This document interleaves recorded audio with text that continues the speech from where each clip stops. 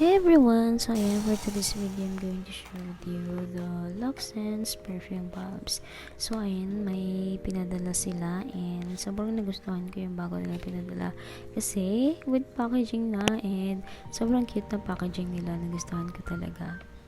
So ayun nga, na-unbox ko na siya. Tagagala siya sa kanyang packaging.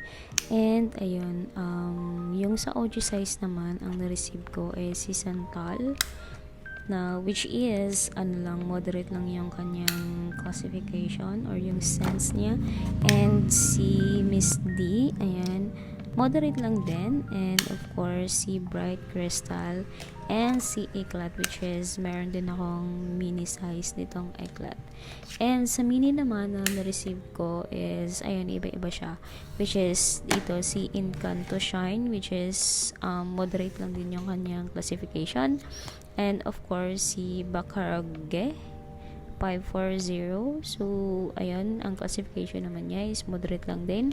Halos moderate lang sila lahat. At meron din akong si Meow at yung Vanilla Lace. Ang pinaka nagustuhan ko sa lahat sa mini na perfume balm, yung amoy is itong si Vanilla Lace. So, sobrang bango nito guys. Para kang naka-perfume ng pangmayaman.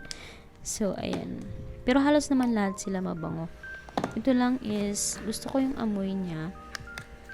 Gusto ko kasi yung mga vanilla scents. So, ayan. Gusto ko tong amoy. Sobrang mild lang to. And, ayan, kung meron kayong mga allergic rhinitis, ayaw nyo na masyadong mabango.